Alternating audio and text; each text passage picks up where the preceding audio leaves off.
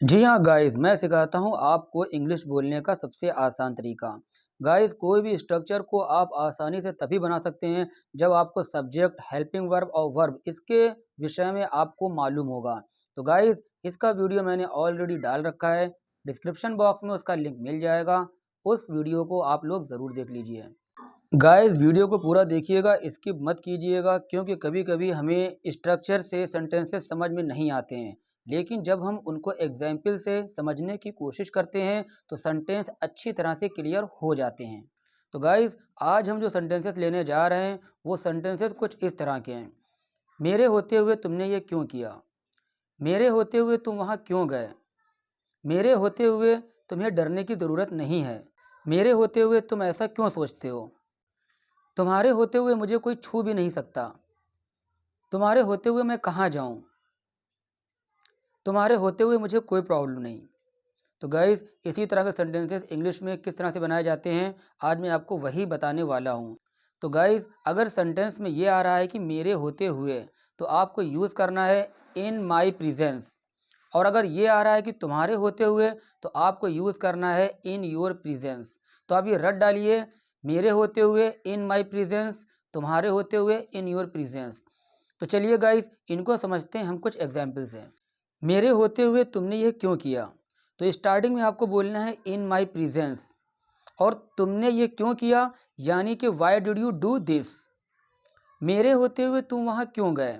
तो पहले हम ये बोलेंगे इन माई प्रेजेंस यानी कि मेरे होते हुए, और बाद में हमारा सेंटेंस आ जाएगा तुम वहाँ क्यों गए यानी कि why did you go there. मेरे होते हुए तुम क्यों डरते हो? तो स्टार्टिंग में आपको बोलना है इन माई प्रेजेंस, और तुम क्यों डरते हो यानी कि वाई डू यू स्केयर। मेरे होते हुए तुम ऐसा क्यों सोचते हो?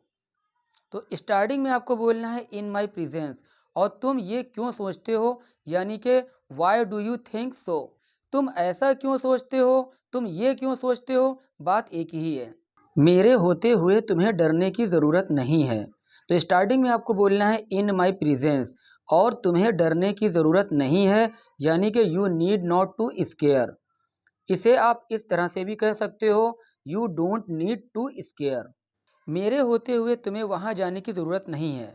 तो स्टार्टिंग में आपको बोलना है इन माई प्रेजेंस, और तुम्हें वहाँ जाने की ज़रूरत नहीं है यानी कि you need not to go there, या फिर you don't need to go there. मेरे होते हुए तुम्हें लड़ने की ज़रूरत नहीं है। तो स्टार्टिंग में आपको बोलना है इन माई प्रेजेंस, और तुम्हें लड़ने की ज़रूरत नहीं है यानी कि you need not to fight, या फिर you don't need to fight. अभी तक देखिए गाइज, यहाँ पर आ रहा था मेरे होते हुए, तो हम यूज़ कर रहे थे इन माई प्रेजेंस। अब देखिए यहाँ पर ये आ रहा है तुम्हारे होते हुए, जैसे कि तुम्हारे होते हुए मुझे कोई छू नहीं सकता। तो स्टार्टिंग में आपको बोलना है इन योर प्रेजेंस, और मुझे कोई छू नहीं सकता यानी कि nobody can touch me. तुम्हारे होते हुए मैं कहाँ जाऊँ? तो स्टार्टिंग में आपको बोलना है इन योर प्रेजेंस, और मैं कहाँ जाऊँ यानी कि where should I go. Where should I go को आप इस तरह से भी बोल सकते हैं, वेयर टू गो। तुम्हारे होते हुए मुझे कोई प्रॉब्लम नहीं। तो स्टार्टिंग में आपको बोलना है इन योर प्रेजेंस, और मुझे कोई प्रॉब्लम नहीं यानी कि I don't have any problem. तुम्हारे होते हुए मैं किसी और के साथ नहीं जा सकता। तो स्टार्टिंग में आपको बोलना है इन योर प्रेजेंस, और मैं किसी और के साथ नहीं जा सकता यानी कि I can not go with any other person. तुम्हारे होते हुए मुझे कोई परेशान नहीं कर सकता। तो स्टार्टिंग में आपको बोलना है इन योर प्रेजेंस, और मुझे कोई परेशान नहीं कर सकता यानी कि nobody can bother me.